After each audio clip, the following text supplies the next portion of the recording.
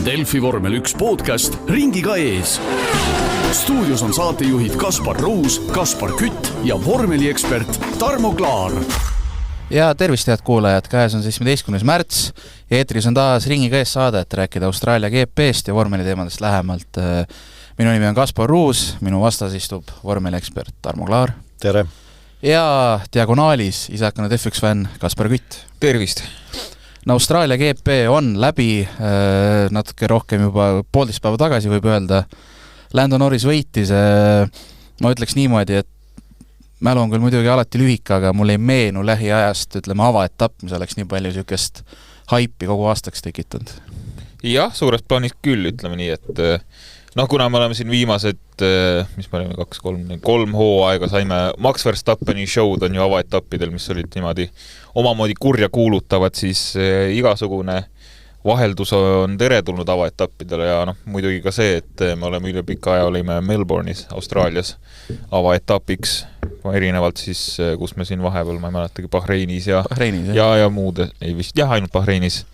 Et juba suur erinevus ja kõik nii-öelda see oli kuidagi perfektne kokku sattumas kõikidest asjadest, et uus hooaeg, Melbourne, vägagi muutlik ja need pilvine kaldkriips, vihmane kaldkriips, mõnikord ka päikseline ilm, mis väga palju mõjutas nii sõitu kui ka siis ka eelsõite ja kvalifikatsiooni vabatreeninguid kõike. Et ühesõnaga tuli perfektne algus hooajale, ma ütleks. Tarmo, vaatasid sa otse ikka? No ikka otse, jah. Kuidas?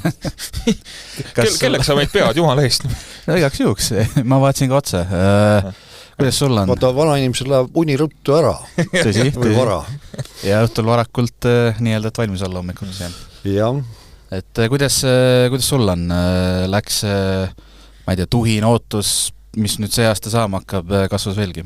No ikka, ei põnev selles mõttes, et nagu eelmine saade rääkisime või vähemalt mina rääkisin, et kui tehnilised tingimused püsivad muutusteta suures joones, siis rivi läheb aina rohkem tihedamaks kokku ja minu meelest need vabatreeningud ka seda näitasid ja sõit ise ka, et ootamatusi oli üksjagu ja minu jaoks kas või üks ootamatus see, et vabatreeningutel väga kiired konkurentsis olnud Ferrarid kvalifikatsiooniga kukkusid ära ühtäkki. Jah, igas esimesel vabatreeningul oli siis Leclerc 3. Ferrari omadest ja teisel vabatreeningul siis Leclerc oli kiireim, et mis vabatreeningutest veel meelde jäi? No jäigi meelde see, et Ferrarid olid seal ees otsas, McLarenid olid ikka kuidagi selgelt üle ka vabatreeningutel, et võib-olla et tulemus ei näidanud päris seda, aga näiteks see teine vabatreening, kus siis Leclerc võitis, või oli see Teisel oli Teisel, jah. Et seal McLarenid keskendusid ju rohkem igast muudele ülesannetele, mitte nende kvalifikatsiooniringide sõitmisele, et oli selline kuri tunne, et McLaren on ikkagi jätkuvalt see parimas vormikõveras tiim, aga mis veel mulle väga meeldis, oli näiteks kuivõrd hästi Racing Bullid esinesid, ehk siis Hadjar ja Tsunoda ja kindlasti ka see, et Williams Sainz sai ju lausa teise koha ühel vabatreeningul, et see andis ka lootust. Vabatreeningutel seal oli igasugu põnevaid asju. Mulle tohutult meeldis, et Lawson ei saanud üldse hakkama. Et oli täielik pigilind, lisaks sellele siis veel üks tehniline probleem, see oli 3. vabatreeningul, mis tal praktiliselt üldse sõitmata jäi. Ja mis valmistas pettumuse üllatuslikult mulle oli Oliver Bearmani etteaste. Temal oli väga sündmuste rohked vabatreeningud. Et esimesel vabatreeningul seal 10. kurvist välja kiirendusel läks trajektoor natukene laiaks ja vaata, see on nüüd selline koht huvitav, et austraallased ei ole kuidagi õppust võtnud ja enam ei ole aasta või veel ei ole aastakümnete tagant, aga mis aasta see oli, minu meelest see oli Timo Glock, kes seal samas enam-vähem samamoodi kurvi laiaks sõites turvaalale kandudes tegi korralikke õhulende ja lõpetas teisel pool teed seinas oma Toyotaga. Et nüüd küll Bearman siis samamoodi proovis autot otse hoida, aga siis tekkis seal mingi küngas äkki, viskas auto tasakaalust välja ja seinast ta lõpetas ja siis asi päädis sellega, et auto oli ikka nii katki, et teiseks vabatreeninguks teda ju üldse kokku ei saadud. Ta ei saanud ju meetritki sõita. ja kolmandal vabatreeningul kohe alguses Beerman istutas turvaalale, liivaväljadele selle. Et mees, kes nii-öelda tulinägija võitis eelmisel aastal, asendas Sainzi Ferraris, sõitis kohe punktidele, räägiti temast, no meiegi rääkisime ülivõrretes, siis nüüd oli täiesti liimist lahti. Et see oli mulle küll täielik üllatus. See on nagu omamoodi rekord, et 2 vabatreeningut, 2 punast lippu, et leia veel sõitja, kes on siukse šedöövriga hakkama saanud, et päris vastupidiselt võimas tema jah, kui kaevata, siis vast leiab ja mis veel oli positiivne üllatus, et ma ei tea, kas pean hakkama juba sõnu sööma või Isaac Hadjar, et nii, eks me sellest kvalifikatsioonist räägime ka, aga nii vabatreeningutel kui kvalifikatsioonis, kui oli selline situatsioon, kus keegi teda blokeeris, ma mõtlesin, et ma pean ikka valjukad kohe maha keerama, nii kui nägin, et tema raadiosidet hakkab laskma, aga ei, täiesti ümbersündinud vend. Väga selline väljapeetud, rahulik, müstika ja kurat kiire ka veel. Et, mis sa veel nõuad? mida sa veel tahad saada tõesti, et kas selline ümbersündinud ongi toimunud, jääbki niimoodi, saab näha, aga põhimõtteliselt jah, et need Racing Bullid, alias Toro Rosso, alias RB, nende kiirus ja positiivne üllatus ja jällegi mina väidan, et Adrian Newey lahkumine on tühimiku jätnud Red Bulli, et hoolimata seal Verstappeni viimasest pingutusest seal kvalifikatsioonis, mina väidan, et Red Bull on tegelikult hädas. Aga Beermani ja Haas, eelmisel aastal sai ju ka Beerman Haasiga sõita, asendas seal Magnusseni, et Kevin Magnusseni, et selles mõttes tal ei olnud esimest korda, aga Haas tervikuna ei jätnud juba vabatreeningutelt, ütleme, liiga lootusrikat muljet. Ega ei jätnud ja mingist intervjuust ma kuulsin ka, et ega nemad on ka üpris masenduses ja oligi umbes siuke jutt, et nende suured lootust andvad siis uuendused autole tulevad alles seal kusagil, mis oli peale 5. või 6. etappi, et lihtsalt ongi suur kannatuste rada kuni selle hetkeni välja jõuda ja jumal teab, kas need ka hakkavad sama hästi tööle pärast seda või nagu möödunud aastal nägime vist Aston Martini ja Racing Bullside puhul, et kaua oodatud uuendused ei toogi hoopis mingit suurt edu, vaid hoopis teevad veel aeglasemaks, et jah, praegu on siuke raske moment Haasile, ma arvan, ja Oconil ka täiesti uus auto, millega harjuda ja eriti kui see auto ei ole nii hea, kui ta sul võib-olla Alpinis oli, siis on keeruline. Kvalifikatsioon, Beerman seal ei startinud, ehk siis nii-öelda 4 sõidusessiooni peal, ehk siis 3 vabatreeningut ja kvalifikatsioon, Beermanil oli ainult 4-2 osalemist kirjas. Päris karm algusaastale. Jah. Ja aga lähme siis siit tagantpoolt edasi, et kohe 19. tiimikaaslane Ocon, Aasist juba siin rääkisime, 18. Claire-Lemmik Lawson, Red Bulliga 18. Väga tubli. Jätka palun samas vaimus. Mehhiklased koos minuga juubeldavad. Kas Perest igatseme juba tagasi? No kindlasti. Ma mõtlesin ka, selle etapi ajal mõtlesin, et meil on ju vaja uut patuoinast, aga siis saime kõrv, me ei pea üldse kaugele vaatama, meil on ju samas autos on see patuoinas juba olemas, et tõesti Lawson jätkaku samas vaimus. Aga Peres oli nagu kuidagi muhe või äge või tahaks teda siis juba rohkem seal puterdamas näha? Aga ütleme Lawsonist natukene tõsisemast toonis rääkida, siis jällegi minu jaoks ta on mulle ääretult antipaatne tüüp, aga ta sunnik on ju kiire siiamaani olnud.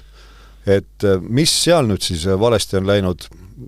Kas on juba siuksed pinged peale mõelnud? No täpselt, et siiamaani ta on siuke kõvataja vend olnud ja igasugu trikka siin teinud, et üle laipade mineja tüüp on ta minu silmis olnud siiamaani. Aga kas tõesti on ikkagi see, ütleme, psühholoogiline surve nüüd niimoodi mõju hakanud avaldama, võta nüüd kinni. Ja, sest et Lawson samuti rääkis, et lihtsalt ei saanud seda ideaalset ringi kuidagi kokku, et kogu aeg läks midagi kusagil valesti, sinna need kümnendikud või sajandikud lausa lähevad, mis ongi kõik su jaoks, et ei suutnud seda perfektsust välja leida sellest kvalifikatsiooniringist ja nagu Tarmo ütlesid ka, et tegelikult see Red Bull ei ole sugugi nii kiire, kui ta Verstappeni käel võib tunduda, et ega me ei tea, mis see tegelik olukord on, et puhta kiiruse poolest äkki ongi Red Bull pigem seal tiimide keskel või tagaotsas, ega praegu on tagaotsas vast mitte. Tagaotsas vast mitte, aga kõige kiirem auto nüüd ilmselt Red Bull ei ole, vähemalt esialgu. Ja siis viimasena jäi veel, Nico Hülkenberg 17 ja siis 16. jäi viimasena Q1 pidama Andrea Kimi Antonelli, võime öelda, et see oli nii-öelda selle nädalavahetuse viimane negatiivne tema jaoks. Jah, aga seal oligi see teema, et seal Austraalias on need äärekivid sellised salakavalad mõningates kurvides, kuigi neid on uuendatud, see kurikuulus 6. kurv, millest me kindlasti nüüd ka räägime.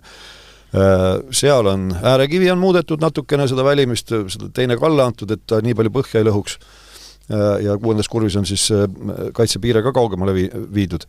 Aga Antonellil oli see lugu, et ma ka vaatasin seal, need Briti kommentaatorid ütles, et huvitav, mingi LED-valgust ei oleks all tal põhjal, aga tegelikult ta sõits ära üle äärekivi niimoodi, et see põhjakinnitusi lõhkus ära ja põhi, see on ots mõttes lohises tal mööda maad. Ja seetõttu, ei olnudki võimalik kiiremini sõita. Nii et selles mõttes, niivõrd-kuivõrd sõiduviga, mis siis rikkus parema tulemuse tegemise võimaluse ära. Ja Q2, oli juba põgusalt juttu, Hadjar 11. jäi viimasena Q3-st välja.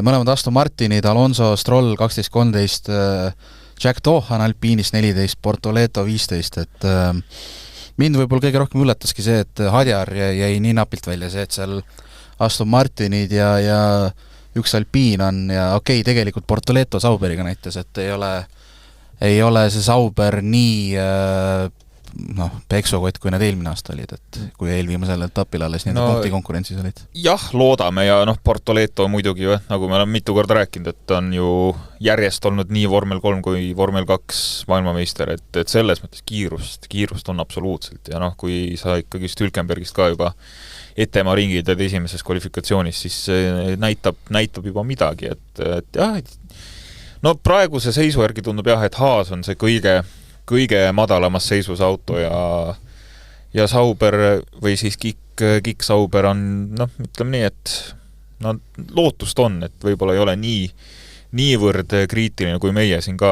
möödunud nädala saates rääkisime. Aga seal teises kvalifikatsioonis, kas mitte ei olnud nii, et Tuuhan oma kiiral ringil pidi maha võtma, et kollasid lipud olid seal kuskil just vist olid Hamiltoni tõttu olid äkki jäänud, et tegelikult Tuuhani kaitseks nii palju, tegelikult ta ei teinud üldse halba nädalavahetustki. Ei teinud, vabatreeningutel ta oli päris nobe. Ja oli niivõrd nobe, et oli Gaslyst isegi kiirem vabatreeningutel, et see ebaõnn kollaste lippudega rikkus ära, ma arvan, et Tuuhan oleks väga kindlalt või väga võimalikult isegi Q3 jõudnud, et natuke kahju, et temal niimoodi läks, et sest et nagu oleme korduvalt öelnud, siis tema ringid Vormel 1 võivadki loetud olla, et iga tulemus loeb. No ma vaatan, kui ma ka vaatan F1 enda ametlik sotsiaalmeedia kontosid, siis seal nad ise ka nii-öelda natuke sudivad, et minu arust teiste tiimide varusõitjaid nagu ei näidatud, aga Austraalias kohal on Alpiinimees siis Colapintot näidati ka eraldi, et Colapinto siin ka jälgib rajal toimuvat ja et siuke kas ka sudivad veidi? Näidati, sudivad Russellit ja sudivad Antonellit. Kogu aeg oli Bottas kaadris. No jah,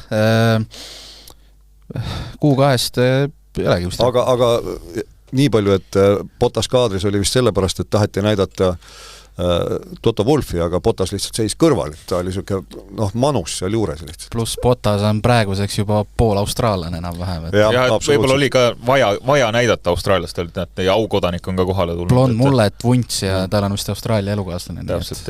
Mitte vist, vaid kindlasti, mis ta on tipprattur ja nad on aastaid koos juba, kes ei tea seda. Isegi mina tean. Natuke Vormel 1 klatši maailma ka, jah. No ikka.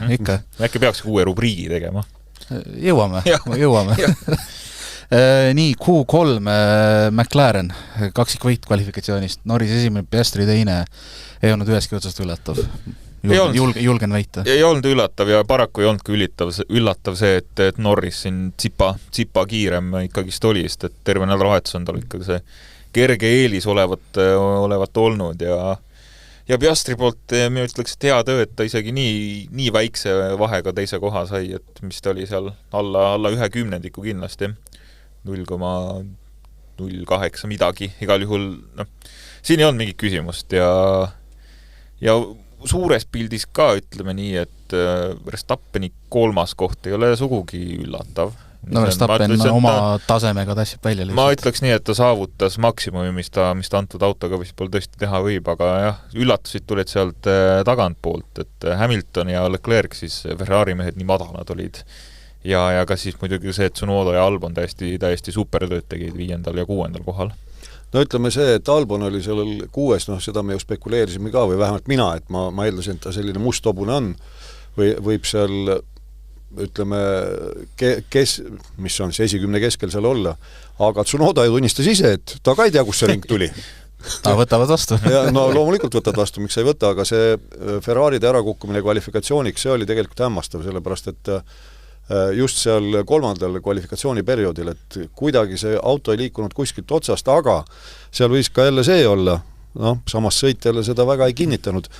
Veel kord, et reeglid on ju sellised, ma veel lugesin nad üle siin ennem võistluspäeva ja hea küll, ma ei ole ka inglise filoloog ja inglise filoloog ei pruugi ka selle tekstiga hakkama saada, sellepärast see on ikkagi üsna tehniline tekst. Teema on ju selles, et kui auto kvalifikatsiooni esimesel perioodil sõidab boksist välja, siis ta on kinnise pargi tingimustes, ehk siis see võõras väljend, see park fermee. Ja just lugesin selles osas võistlusmäärustikku üle, et mis puudutab ilmastikuolude muutust. Seal on küll see, et inimesed õigesti aru saavad, see ei ole see Greta Thunbergi värk, et mis see oli see climate change situation või kuidas see seal aga just seal on see climate change, selline väljend on seal sees. Ja mõtlesin, et värskendab mälu, et kas tõesti on niimoodi juba aastaid, et ei tohi üldse sisuliselt autoseadistust muuta, et kui muutub ka ilm, kui on selgelt vihm ja kvalifikatsioon oli kuivaga, et siis autot ümber seadistada ei tohi. Teatavasti võidusõidus on siis nii, et vihmaga sõidetakse pehmem autoga ja ei tohi. Sama kehtib, et ainus, mida siis tohib teha, kui on see ilmastiku muutus, on igasugu jahutusavasid siis avada või sulgada või seda on lubatud teha ja nagu ikka esitiiva kallet muuta. Aga selliseid põhimõttelisi asju, nagu ütleme veermiku ümberseadistamine, keelatud. Tagatiib kuidagi teise seadesse, keelatud. Nii et eks nad seal püüdsid ennustada, et mis see ilm võib olla, ilmaennustus viitles sellele ja tegelikult veel hullemat ilma ennustati pühapäevaks. Algselt oli nii, et lausa veealustes tingimustes tuleb, nagu reaalsus näites, oli ta sellistes, ütleme, niisketes oludes. Aga sa pead nüüd olema see hiromant seal laupäeval enne kvalifikatsiooni ja selle auto seadistama eeldusel, et nüüd pühapäeval on selline ilm vist. Ja võib-olla sellega pandi puusse, ei tea. Lähme pühapäeva juurde. Esimene sõitja langes konkurentsis soojendusringil. Hadjar läks õnnetult. Kahjuks jah, ega siin ei ole midagi.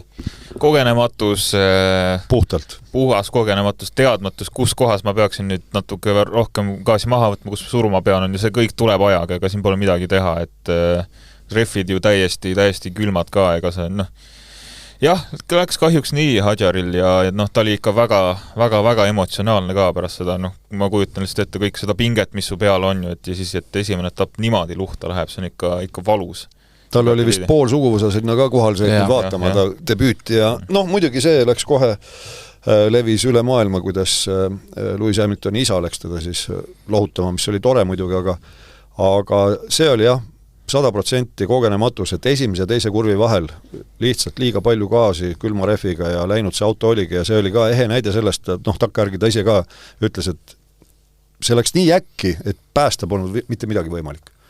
Üks asi, mis veel levima hakkas, hiljem oli siis Red Bulli nõuandja sõitjate programmi juhi Helmut Marko kommentaar nende Hadjari pisarate emotsioonide peale, et see oli piinlik.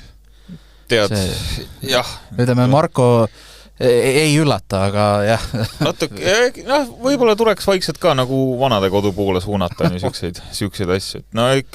Ütleme nii, Marko, kui ta oskab ja tahab, siis ta lajatab. Täpselt, ja täpselt, see on ju sinu enda sõit ja tehniliselt, või mingil määral on ju sinu enda sõit. Ikka nemad otsustavad. Jah, täpselt, siis ikka pannakse, lihtsalt tuimalt Marko paneb niimoodi viskab rongi ette. Aga ta on eluaeg armutu olnud, et ega siin, ütleme, see vanusega see asju ei parane, tean omast käest.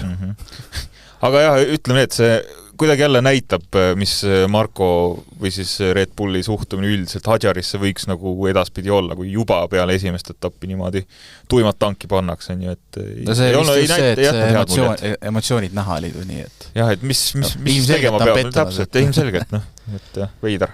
Aga see on Marko, see on Helmut Marko. Aga start Norris suutis kohta hoida, seda tahaks eelmise aasta lõpus ka tegema, esikohta siis hoida.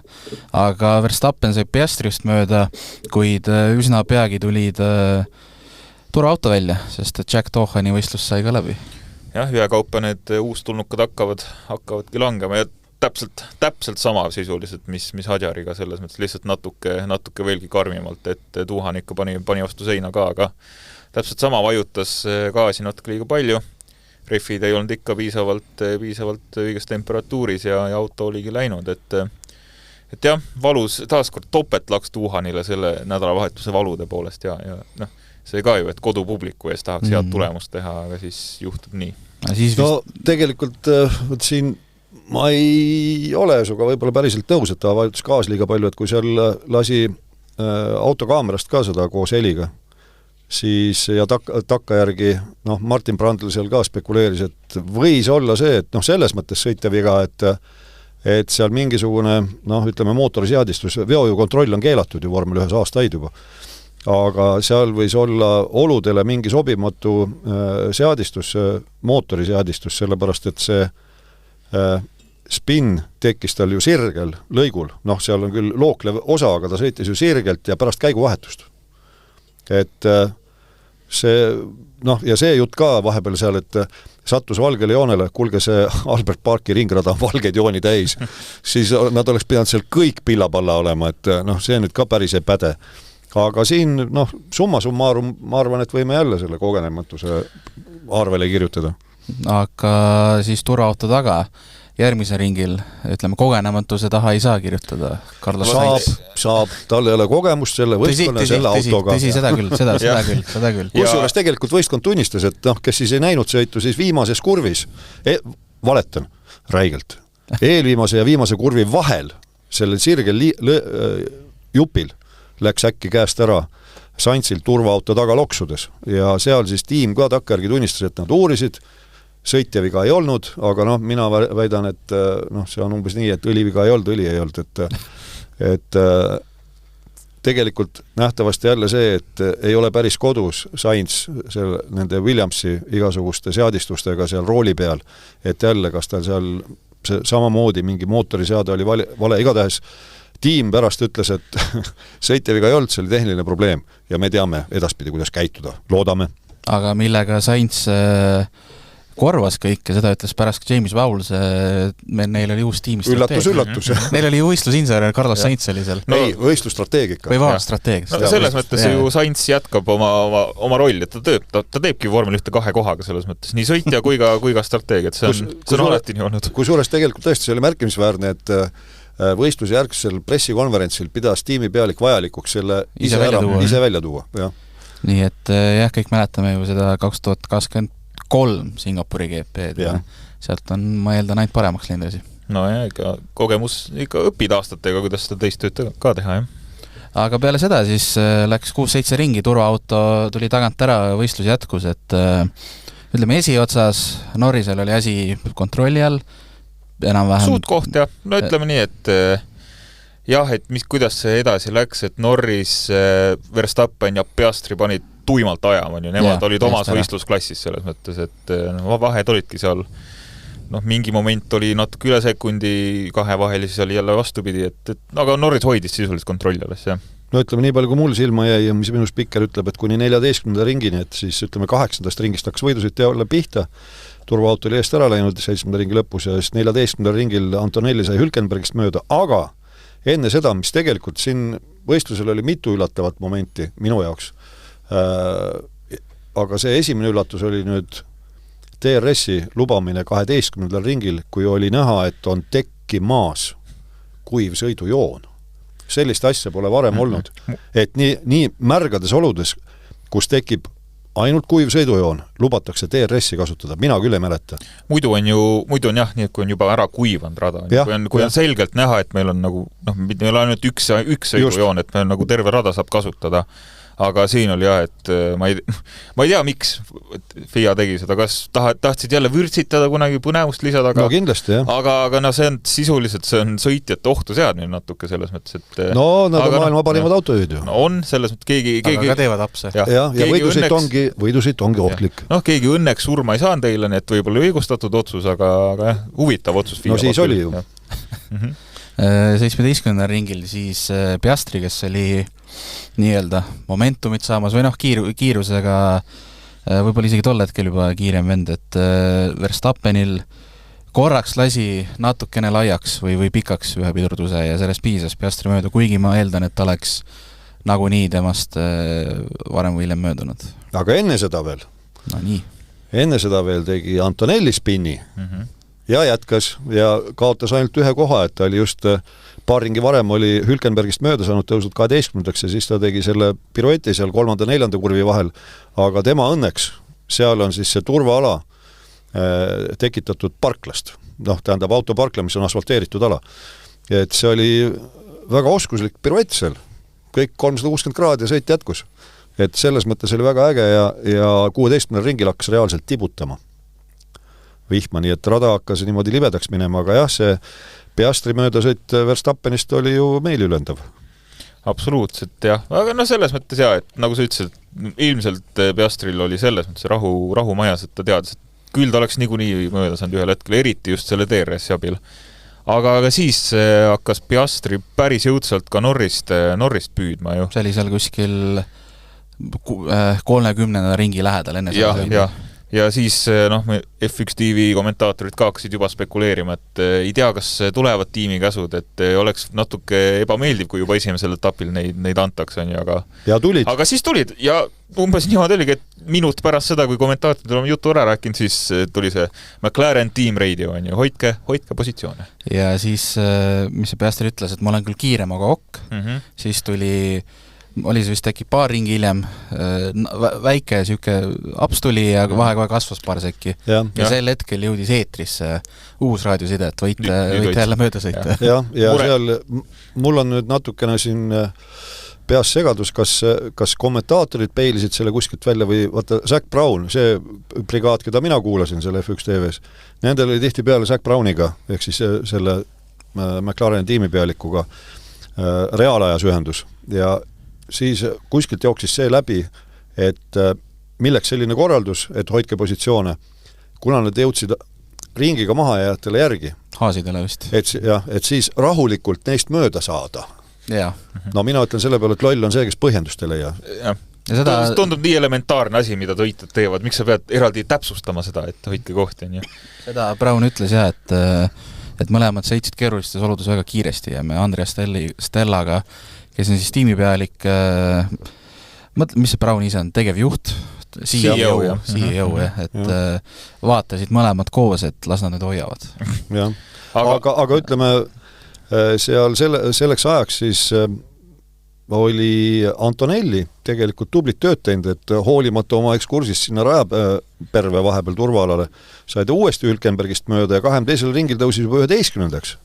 Sai Strollist mööda, et selles mõttes ütleme veel kord, et Antonelli väga-väga positiivselt üllatas mind sellel etapil, sest ma arvasin, et noor mees võib öelda, et me talle pinget peale ei pane ja kõike niimoodi, ei astuda midagi siin Hamiltoni sussidesse ja küll ta suudab ise ka need pinget peale panna. No ilmselgelt, aga väga tubli tegelikult, et hoolimata sellest piruetist ei läinud verest välja ja eks seal lõpupoole räägime veel tast.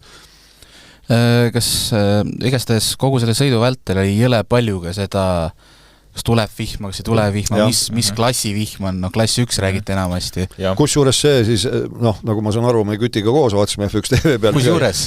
Mina olen nüüd seal. Tubli poiss, tere tulemast klubisse. Sellest hooajast ja ma ei tea, kuskilt see võiks reklaamirahaga tulla, kui see jutu peale. Okei, aga seal nad ju, kui seal raadioside, kellel see esimesena tuli, et on oodata selle ringil oligi, et 16. ringi paiku, millal siis hakkaski tibutama, on see klass 1 vihma oodata, siis nad hakkasid omavahel seal arutama need kommentaatorid, et mis see tähendab.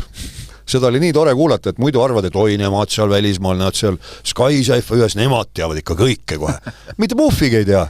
Samamoodi, et mis klass 1. Ja siis, kas see oli Karun Tšanduk või ka kunagine Vormel 1 piloot, lühikest aega sõitis Hindu, tema oli seal boksi poole peal ja siis peilis välja. Lükkas kellelgi ilmselt sõrmed sahtli vahele ja sai teada, et klass 1 see ongi siis selline kerge tibutamine ja klass 5, see on siis vee all juba. See on paduvihm. Mina sain ka selle kiirelt teada, aga lihtsalt guugeldades. Sõrmed jäid terveks. No väga hea. Aga kuhu me nüüd jõudsime? Ja siis 34. ringil mul on kirjas, et Alonso sõitis seina ja kui seda vaadata, seda situatsiooni, siis puhas ebaõnn, sellepärast, et Alonso, see oli see kurikuulus 6. kurv, siis, kus eelmisel aastal sõitis piirdesse Russell ja auto seal jäi niimoodi lääbakile kuidagi rataste peale. Kas see oli sama koht, kus Alonso sai ka karistada pärast, või oli see teine? See oli see sama, jah, see sama. Just kui nii-öelda et ta olevat aeglustanud Russelli. Et tema pärast Russell sõitis välja, eks ole. Ja nüüd pani ise. Nüüd pani ise, aga seal oli siis see, et see 6. kurv minu teada oli siis üks neid kohti, kus neid äärekivisid oli ka muudetud, seda välimist äärekivi, mis oli tegelikult pigem betoneeritud siuke riba. Ilmselgelt sinna peale oli nüüd kandunud siis, see on siis välimine äärekivi, parempoolne kurv, eks ole, keeratakse paremale ja siis kui välja kiirendad, kaldud vasakule. Vasakud rattad Alonso autol ei läinud sinna kruusa peale, vaid olid selle rohelise betooni peal. Ja ilmselgelt, seal pidevalt ikkagi läheb laiaks see kurv kõigil. Oli kantud siis seda kruusa betooni peale ja selle pärast läks tal käest ära, sellepärast takkärgi ma olen nõus, Alonso on siin ka paras jutumees olnud kogu oma karjääri jooksul, aga antud juhul ma olen taga nõus, et see oli väga veider väljasõit, et temale täiesti ootamatu ja arusaamatu. Aga oligi selline lollakas asjaolude kokkulangemine ja seal tal see sõit lõppes 34. ringil.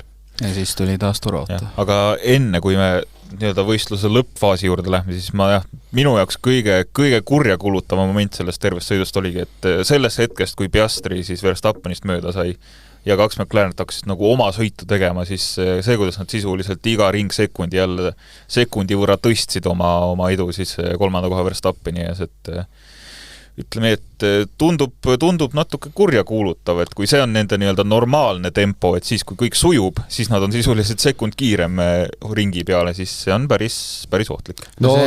Talvist ma segan, et talvistel testidel ju ka tegelikult, mis ta oli siis, Gary Andersongi ütles, et võistlustempo oli selgelt parem McLarenitel, kuigi ühe ringi kiirust nad varjasid.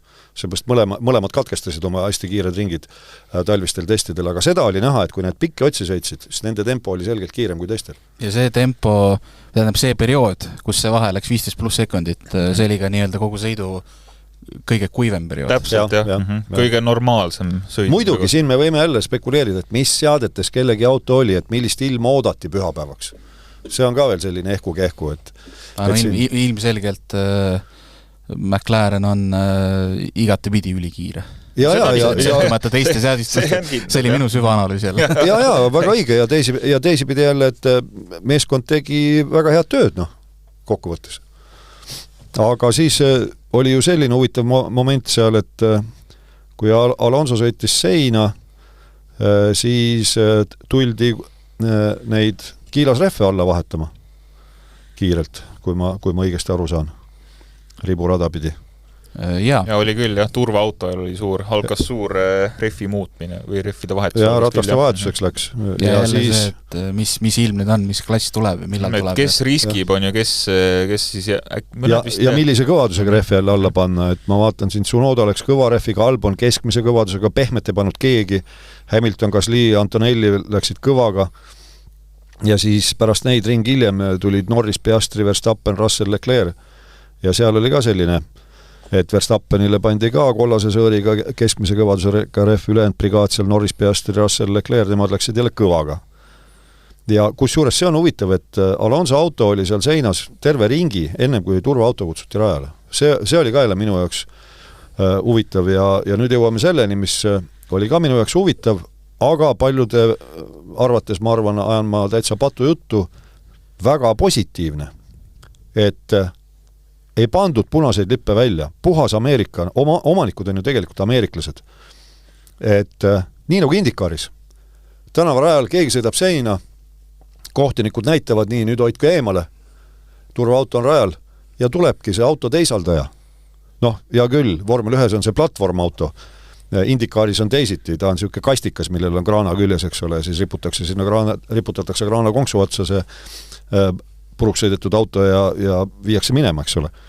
Aga just see, et sõitu ei katkestatud ja nüüd ma ei ole nõus nende Briti kommentaatoritega, kes olid täiesti tagajalgadel, et mis mõttes nagu, kas me tahame jälle järgmist Sülbianki juhtumit. Noh, surnutest halvasti ei räägita, aga mina siiamaani väidan, et ma olen vaadanud seda mingi aeg tagasi uuesti seda situatsiooni, mis Bianchiga juhtus. Mees oli ise süüdi selles situatsioonis, ei olnud vaja kupatada seal. Ja antud juhul rada oli ju selgelt kuiva maas, turvaauto oli ees. Teil on kõrgtehnoloogia, te saate öelda, selles kurvis võtad paremale, hoiad sellist tempot. Kõike saab ju korraldada, lõppude lõpuks nad, ma eeldan vähemalt, et nad peaks olema mõistusega inimesed. Ja võistlust läbivalt oli ju niimoodi, et ka teistel juhtumitel, kui selline situatsioon oli, et tuli autot teisaldama hakata, siis siis kui sõitis Sainz seina, see oli selles mõttes hea koha peal, et sai kogu brigaadi, kõik sõitjad läbi boksi tee suunata. Et seal ei olnud mingit erilist ohtu. Nii et see nüanss, et turvaauto taga loksuti ja samal ajal teisaldati rajalt neid puruks sõidetud autosid. See oli midagi uut vormel 1 minu jaoks, aga minu jaoks positiivne, te võite vastu vaielda. Ei soovi vastu vaielda, minu jaoks on hästi loogiline see, et lihtsalt, et hoida seda nagu võistlus jätku ja nagu, no, mitte nagu panna nagu sein ette on ju täpselt, jah. Jah, muidu on ju täpselt see, et katkestatakse ära. Kõik saavad nii-öelda tasuta peatuse ka, veel on kaob see põnevus ära jällegi,st et midagi seal ei saa valesti minna, see on nagu jah. Et just see, et mis siin varasematel etappidel on ka varasematel aastatel olnud, et kui niimoodi katkestatakse ja siis, kellel on mingid kavalad boksitaktikad olnud, need jooksevad kõik nulli äkki. See ei ole aus. Nii on, jah. Siuke ajan sellist lapse juttu. Ei ole aus, no. Aga nii on. Aga ei ole aus. Kogu selle kõige taustal siis hakkasid tulema raadiosõnumid, et peamiselt lasti meile McLareni omi, et vahemikus 45-50 ring, et võib tulla vihmasõdu, mis võib kesta 1 ringi ja siis need infod seal varieerusid, aga põnev oli vaadata, et kes siis nüüd läheb vahepealste peale, kes ei lähe. Keegi veel ei läinud, aga siis tuli 44. ring. Ja. Üks kindel kurv, 2 McLareni meest käisid väljas mõlemad, kusjuures see telepilt nii-öelda lõikas tagasi hetkel, kus nad mõlemad püüdsid väljast tagasi saada, ehk siis minu esimene mõte, et kas nad panid kokku. Ja. Aga ei pannud. Ei pannud. Ja... Aga ütleme niimoodi, et Verstappen oli esireas, et hinnata seda olukorda. Tema nägi täpselt, et 2 McLarenit paneb mõlevad autisse ja käivad tempo maha. Ja, täpselt niimoodi, jah. Ja siis oli see õnnetu, oli see Piastri, seal oli jälle asjalude kokku langemine, ta tuli hiljem sealt turvalalt ära ja kui on, tibutas ju, eks ole, ja sadu läks aina tihedamaks. Muru peal, kes on proovinud autoga sõita sellise mittemastiku refiga, siis juba sellega on väga raske pidama saada. Mis me siis räägime kiilasrefist, kus ei ole mingit mustrit. Nii et see vaene Piastri sisuliselt lendas üle raja, eks ole. Teisele poole libis. Teisele poole ja seal teisel pool turvaalal oli valepidi Kalle. Nii et ta esimese käigu sai sisse küll, aga auto ei liikunud õiges suunas. Ja siis pärast oli nii palju hoidu, et pani tagurpidi käigu sisse ja sai, sisuliselt ring hiljem sai rajale tagasi. Ja ronis tagasi ikkagi. Aga vot ongi see, et ta ju ikkagi oli mingi 20 sekundit kinni seal. Täie hinnaga, täie raha eest ikka surus ennast välja, mis oli ülimalt, iseenesest ülimalt äge vaadata. Aga see mõlema väljasõit, ütleme, selles mõttes jälle au jälle McLarenile, et Norris tuli ju kohe boksi. Ja mis minu spikker ütleb seal, kes eest otsast tulid kohe, et olid Norris, Russell, Albon, Antonelli, Stroll, Hülkenberg, need ei ole kõik eest otsast küll, Portoleto ja siis Piastri ka lõpuks, kui ta välja lonkas sai. Aga esiviisikuks oli siis Verstappen kollase refiga, see keskmise kõvadusega. Hamilton oli teine kõva refiga, Gasly 3. kõva refiga, Tsunoda 4. keskmisega ja Leclerc 5. selle keskmise kõvadusega ja miks Leclerc 5, sellepärast, et tema tegi ka vahepeal pirueti. Ja ja tänu sellele sai ju Norris kiirelt oma esikoha tagasi. Sest Verstappen tuli a la ring 2 hiljem sisse. Jah, Verstappen üritas esialgu et kuidas me saame selle kuivalma refiga hakkama, aga üpris kiiresti ikka sai selgeks, et keegi tegelikult ei saa ja... Aga kes veel edasi üritas? Ferrari. Tifosi läks. Julge Hyundai rind ei olnud rasvane. Ei olnud, ja vaene Tsunoda temast oli siiralt kahju. Et Hamilton, Leclerc ja Tsunoda võeti 4 ringi hiljem sisse. 4 ringi. Ja Tsunoda tegi ju väga tubli sõitu. Absoluutselt, No täpselt, et mille eest? Mille eest te poissi karistate? No aga ongi, aga ajaloolist ongi olnud Ferrari ja Racing Bulls on need 2 tiimi, kes nagu ei mõika strateegiat ikka. Ära sa ütle. McLaren on ka omal ajal tooni andnud. No on, aga tundub, et hetkel nad on nagu hetkel head. Nõus, jah. Kas nad on võrreldes eelmise aasta keskpaigaga, kui ütleme, hakkasid võitude nimel heitlema, kas nad nüüd oskavad võita? Tundub vähemalt. No nad on kindlasti õppinud. Nad on kindlasti McLaren. kõvasti targemad. Et nad enam ei hakka kohe säbelema, kui esikoht paistab, aga peab otsuseid hakkama tegema. No eks see selgub veel jooksvalt, aga kindlasti on mingisugune ekspertiis juba tulnud ja juba ütleks nii, et Norrise terve nädalavahetus näitab seda, et ka temal on mingi asi on nagu paremini tööle läinud, et ta säilitas ka rahu palju paremini, kui me oleme siin minemikus näinud. Aga üks asi, mis ma veel ütleks selle Piastri väljasõidu kohta ja siis tema imelise taastumise, siis tänu sellele tegelikult võib ka olla see, et tänu sellele võitis Norris, sest et kui Piastri oleks seisma jäänud ja katkestanud, see oleks väga suure tõenäosusega turvaauto välja tulnud. Ja sel hetkel see oleks siis sisuliselt ju Verstappenil andnud. Kuigi, vaata, see on selline turvaala seal, kus ruumi on palju ja seal see ütleme, tehniline abi saab, seal on selline nagu ringraja mõistes abitee, et tal oleks päris kähku ligi saadud ja arvestades sellega, mis seal eelnevalt toimus, kus lausa raja peal olid autod ja võistlust ei katkestatud, siis sellega ma olen nõus jah, et kui turvaauto oleks tulnud, siis see rivi oleks kokku läinud, eks ole. Et jah, läks hästi, et ikkagi Piastri selle tagurpidi käigu sisse sai ja ütleme, pea nii palju töötas, et vastu tõusu nagu ikka äkka minema, et lähen pigem mäest alla proovin kuidagi saada. Ja põnev asi veel selle juures pärast ja siis küsiti ka ta käest, et kus sul see tarkust oli. Ma olen Jeremy Clarksoni seal farmis tööd teinud, et ma olen sõitnud tema traktoriga, et sellest oli mul see kogemus olemus, et teadsin, kuidas märja muru peal käituda. Aga seal enne, kui see oligi vist vahetult tähendab turvaauto ikkagi vahepeal tuli rajal, sellepärast, et Lawson sõitis seina ja oma slikkidel. Ja Portoleto oli ka. Aga Portoleto seinasõit tegelikult... Tal oli ka vist... mina väidan, et vedrustus purunes. See oli vedrustuse purunemise tagajärjel. Ta küll ise ütles, et läksin üle äärekivi ja selle pärast. Aga minu meelest videost on selgelt näha, et see vasakpoolne tagavedrustus purunes tal ja selle pärast ta üldse selle pirueti tegi ja siis ka seina lendas. Nii et selle koha pealt Portoletost kahju muidugi. Ferrarist natuke juba rääksime, aga mida oli huvitav jälgida, oli ka neid Ferrari raadiosidesid jälle. Minu üks humoorikas, ütleme nii pehmelt öeldes. Ütleme... Autos on vesi, mis asi see on? See on vesi. Ja siis ja lisame selle kullafondi oli Leclerc'i vastu. Ja ei, see on super. Ja siis Hamiltoni puhul ta ütles ise ka pärast, et tema siis võistlusstrateeg on õige väljend praegu.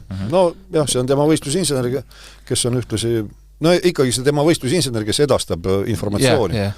Et tema, kes siis eelmisel aastal see Ricardo Abadi, peast pakun nime, võib-olla eksin, kes siis oli Sainzi juures, et ütleme, oli tunda, et neil kahel veel natuke on seda, vaja lihtsalt koostööd veel timmida. No täpselt selgelt, jah. Sellepärast, et seal tuli selliseid Kimi Räikköneni stiilis ütlusi ju, et jäta mind rahule, ma tean, mis ma teen, eks ole. Ja siis oli veel see, et kuule, ole hea mees, vajuta seda K1 nuppu. Ma ei tea, kus on. Äkki proovi seda K1, lihtsalt proovi, vaata, mis see teeb, kus see K1 nupp on. Ei, see on kusagil, leiad üles, aga kui sa leiad, siis vajuta. Aga seal, sellist asja tuli ka, et Ricardo Adami, vabandust. Jah, et liiga palju informatsiooni, et jällegi ei ole täpselt seda koostööd veel täiesti selgelt. Aga mis veel seal, kui Ferraridest üldse rääkida sõitu läbivalt, siis nad ju mõningas mõttes 2 korda pani Leclerc ju Hamiltoni paika. Et seal lõpus ka, kui viimane see turvaauto lõpuks rajalt ära läks 51. ringil, siis kohe Leclerc sai Hamiltonist mööda, et Leclerc oli ju ennem teinud, eks ole, selle pirueti, kukkunud sõitjate rivist tahapoole ja nüüd ütleme päris niimoodi otsustavalt ikkagi. Möödus Hamiltonist ja Hamilton kogenud mehena muidugi ei läinud pusima ka seal ja stardis oli ka enam-vähem samasugune situatsioon.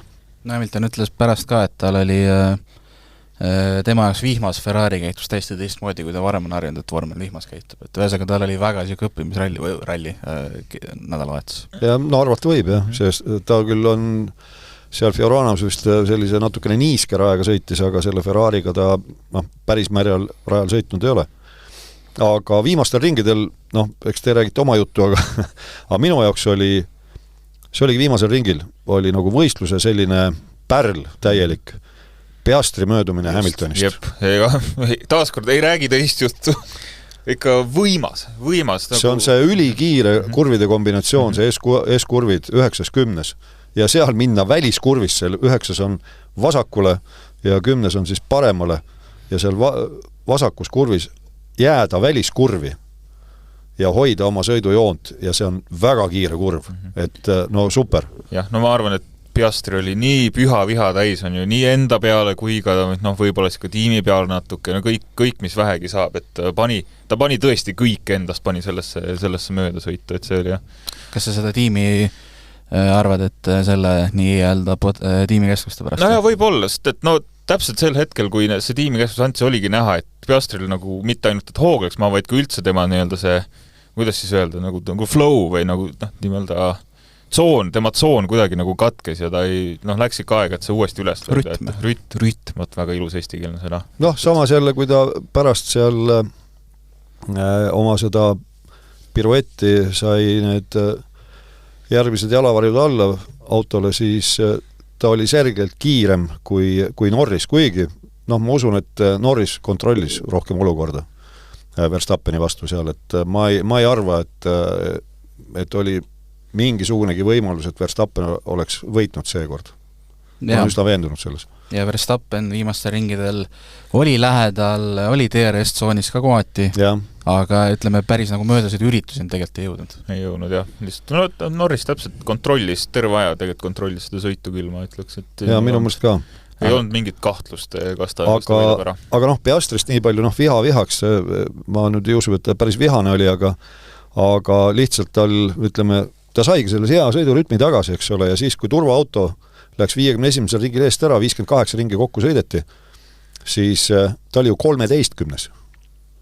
Ja nende järele jäänud ringidega, selle 6 ringiga, sellepärast, et 57 sõideti, sellepärast see Hadjari seinasõit võitis 1 ringi maha. Nii et 57 kokku sõideti ja 56 kiiret ringi jäi veel teha, kui turvaauto läks eest ära. Ja Piastri tõusis 13. kohalt lõpuks 9. Puhta sõiduga. No absoluutselt. Ja kes tegi veel lõpus kõva Antonelli, sai ju Albonist mööda 4. Üleüldse Antonelli 16. kohalt siis. 16. kohalt 4. ja vahepeal siis tuli see info, eks ole, et tal on pluss 5 sekundit, kuna võistkond lasi ta ohtlikult rajale, aga siis pärast võistlust edastati esitas vaid esitas Mercedes siis protesti, esitati lisamaterjali, see vaadati üle igasugused videopildid särgi alt ja särgi pealt, nagu ma tavatsen öelda, ja siis otsustati ennistada ta koht, et ikkagi midagi nii ohtlikku ei olnud. Nii et lõpuprotokollis 4. ja olgem ausad, ta ei olnud sugugi distantsiliselt kaugel rajal finišilipu alt läbi sõites Russellist. Ja ringi ajad olid ka tegelikult isegi Antonelli poole just või sõidu lõpu poole mingil määral, et tegelikult Antonelli oligi kiirem neist kahest siin sõidu ja Russell oli täitsa anonüümne. Ma hakkasin just ütlema, et meil on nagu enam see saade on praegu sama nagu see võistlus, et Russellit kordagi ei näe, ei maini, siis ta on ikka kolmas. Ometi kolmas, jah. Et Russellil on nagu tavaks kujunenud see, et ta teeb oma sõitu, küll tema ümber asjad juhtuvad. Ja juhtuvadki. Ja küll ta mingi hea koha üles korjab, aga samas see on loogiline. Ja kolmas koht käes. Hoiad oma sõidu puhtana ja see on juba kõige olulisem asi, et sa jõuad lõpuni ja siis vaatad, mis ümber toimub. Jah, aga kui me seda esikümmet nüüd summa summarum vaatame, siis väga meeliülendav pilt, eks ole, Norris, McLaren võitja, Verstappen, Red Bull teine, Russell, Mercedes kolmas, siis tuleb veel Mercedes, Antonelli rikub ära selle ilusa rivi, et 2 Mercedes on järjes, siis tuleb Williams 5, 6. Aston Martin, noh, tähendab, Albon siis, eks ole, 5, 6, Stroll, Aston Martin, 7, vot see on ka ilus nimi, Kick Sauber, Hülkenberg, 2 kindlat kätt. Ja siis 8. Leclerc, Ferrari, 9. Piastri, jälle McLaren ja 10. Hamilton, McLaren, nii et jube kirju. 8-7 tiimi. Jah, ja pärast esimest etappi meeskondlikus arvestuses siis või konstruktorite karika arvestuses McLarenile Mercedesel mõlemal 27 punkti ja kes on 7. viimane punktisaaja? Ferrari 5 punkti peal. Ja Sauberil on mullune saldo, 4 punkti juba ületatud. Jah, nüüd on neil 6 juba koos. See on kõva palsam tiimile. No ja Williamsil 10 juba. Ja neil oli 17 eelmine aasta. Et selles mõttes, noh, jällegi, kui ilmastikuolud on sellised segased, just nimelt segased, et ei ole selgelt ei kuiv, ei märg, siis asjad juhtuvad. No aga kui palju me saame järeldada? Noh, McLaren ilmselgelt soosik, no Williams tundub siuke heal päeval isegi võib-olla 4 tiim või 5 tiim või? Ma arvan, et suht nii palju me saamegi järeldada, jah, et McLaren on tõesti soosik, on just see sõidu keskfaas võib-olla näitas mulle, et tegemist on ikka selle hooaja kindla ormitiimiga, et kui kõik klapib, kui seadistus on õige, kui ilm klapib, soosib neid ja siis ma arvan, et Norris ja Piastri võivad siin vabalt eest kihutada mitu etappi järjest, et Red Bulli kohta ei tea midagi, sest maks on maks, on ju, maks teeb maksi tema asju. Võtab maksimumi välja, mis iganes see parasjagu on, selle saab. Ja noh, ausalt öelda mulle tundub, et kui seal teistel kõik klapib, siis maks isegi ei pruugi võidelda nüüd järgmisel etapil poodiumi koha eest. See on minu selline kuri ennustus, sellepärast, et vaatasin ilma ennustust enne, kui ma stuudiosse tulin. Nüüd selle nädala lõpus sõidetakse Shanghais, siis Hiinas, ja terve nädalavahetuse peaks olema ilus ilm, pluss 25 kraadi, kuiv, nii et stabiilsetes oludes sõidetakse. Ja ma ei tea, hetkeseisuga mulle tundub küll, et kiiruselt, tinglikult öeldes niimoodi, on Red Bull võib-olla isegi 4. võistkond McLareni, Ferrari ja Mercedese järel. No Ferrari peab nüüd tõstama jälle. Ei, seda muidugi. Ja siis seal kahju, et nüüd Sainziga läks nagu läks, aga tõesti see must hobune on Williams. Ja tegelikult ka Racing Bulls, ma ütleks, et Tsunoda tegi sisuliselt veatu nädalavahetus ja siis Racing Bullsi täiesti arusaamatu strateegia põhimõtteliselt. Ei, no üks asi, et hea küll, vaata Tsunodal on nii palju juba hooaegu nii-öelda kogemust, aga et Hadjar ka lõpetas 11. kvalifikatsiooni ja vabatreeningutel ka oli nobe, nii et tõesti see Racing Bulls, Toro Rosso endine ja veel igasugu papaad ja see on see sinu lemmik. Igal ühel omad lemmikud. Et nemad on ka positiivsed üllatajad, jah? Austraalia GP-st ei olegi vist väga rohkem. Austraalias tehti nüüd kõigi aegade Austraalia etapi vaataja rekord. See on siis nädalavahetuse vaataja rekord. Panin lausa kirja hästi, nobedate näppude voor oli mul seal. 465 498 pealtvaatajat. Ilus number. Ilus, väga ilus. See näitab, et kõik ootsid, et saaks Austraalias seal alustada jälle. Just nimelt. Ja Austraalias, mis ta siis on nüüd, suve lõpu poole kisub, jah, lehed juba lendlesid seal raja peal. Jaa, peaks olema küll, jah. Ma tahtsin ka midagi veel küsida, teilt läks meelest. No võib-olla tuleb midagi. Võib-olla tuleb, võib-olla kokkuvõtvalt nii-öelda kollanokkadest, trukkidest ka siis, et Portoletol tehniline häda, Hadjaril õnnetu aps, Dohanil ka õnnetu aps, Peerman selle Haasiga, mis tundub saan, oli, ütleme, raske nädalavahetus. Ta ise ei aitanud ka kaasa. Aga ütleme, et jõudis lõpuni olukorras, kus peaaegu kõik teised uustulnukad ei teinud seda, siis Peerman jõudis lõpuni. No ütleme niimoodi, ega temal muud ei olnudki teha, ta startis ka boksi teelt koos Lawsoniga, muide Lawsonil pandi, seda ütles siis Christian Horner tiimipealik, et tema autole pandi nüüd spetsiaalselt vihmaseaded ja võistluse algul, kus olid ikkagi päris märjad olud, ega ta ei liikunud kuhugi nii väga tegelikult, et see oli ka selline märk, aga Peermanile ma saan aru, pandigi kohustus ja ta siis võttis ka nii-öelda vägagi teadmiseks selle, et ta peab nui 4 lõpetama selle sõidu, et neil on üleüldse auto kohta vaja informatsiooni koguda. No kõik need paugud ju hakkavad kohe ka rahakotile. Otse loomulikult. Et kui sa ühe debüüd, või noh, ütleme aasta esimese nädalavahetusega juba 3 korda auto ära lõud, siis on ikka kallis lõbus. No seda ju Williamsi eelmise aasta näite varal teame, mis juhtus, et veel kord, kui siin räägiti, et Colapintol oli vormilangus hooaja lõpus, siis mina väidan, et see on täiesti rumal jutt, et tegelikult igalt poolt võite ise kontrollida, jooksis info läbi, et meil ei olnud uusi tükke nii palju enam, sest ühest küljest rahad olid otsuse ja tootmisvõimsusi ka sellised ei olnud, autosid olid nii palju lõhutud, et kõik, mis oli uus, läks Alboni autole ja Colapinto autole pandi siis see, mis üle jäi piltlikult öeldes. Aga võtame paar küsimust ka, või on veel midagi hingel pühapäevast? Ei ole? No, tead, juba varsti oleme siin tagasi, nii et kui jääbki hingele, siis jääb korraks. Ja nagu ikka siis ringiga ees, et delfi.ee saab küsimusi saata ja Andrus, kes on meile ka varem kirjutab, et tere F1 fänni teada hooaja algust, loodan, et tuleb huvitav hooaeg ja ei ole ühe mehe soolo jälle nagu viimased 10 aastat. Ferrari oli muidugi täna suur pettumus ja noored jungad said kohe tunda, mida tähendab võimas mootor. Ta küsib aga niimoodi, et kas teate, kas McLaren annab nüüd karikad sõitjatele endile, sest et kunagi oli Hamilton väga solvunud, et karikad jäid tiimile? Ei anna, kohe ütlen, et ei anna, seda ütles Martin Brandl, et see pidi praktiliselt kõigis tiimides vist olema kombeks, et originaalkarikad jäävad võistkonnale ja sõitjad saavad see vist koopiad. Päris kõikides vist. No võib-olla, aga McLarenis ei ole niimoodi. No seal ükskõik, kes sa oled. Vahet ei ole. Vahet ei ole, asi on ikka põhimõttes, jah. Ja teine küsimus siis Mihkel kirjutas, et rääkisime ka sellest juba, et kas oskate seletada Portoleto väljasõidu just seda osa, et tagumine parem vedrustus purunes enne kokkupuudet barjääriga? Et, vasak. No ta kirjutab parem sellepärast, et ta vaatab ekraani, eks tagumine vasak purunes.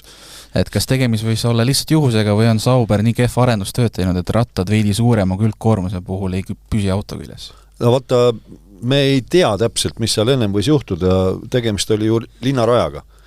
Et kas tal oli varem kuskil kokkupõrge seinaga, kahjuks Portoleto seda sõitu väga ei näidatud, no kui nüüd takka järgi vaadata F1 TV pealt, siis on võimalik istuda ükskõik millise nendest 20 sõitjast autosse ja terve võistlus läbida seal autos ja kuulda tema raadiosidet ja siis mina eelmine aasta ükskord näiteks seda tegin, juba üks lugu oli. Et vaatasin, kuidas Leclerc sõitis Las Vegases. Et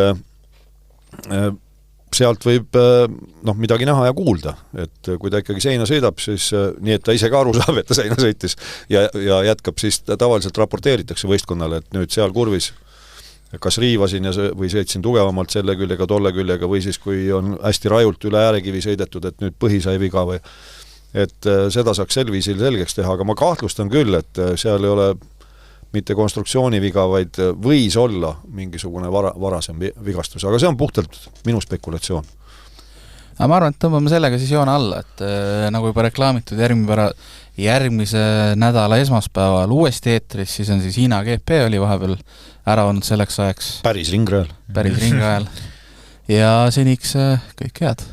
Kohtumisel. Kõik ilusat. Delfi vormel 1 podcast ringiga ees.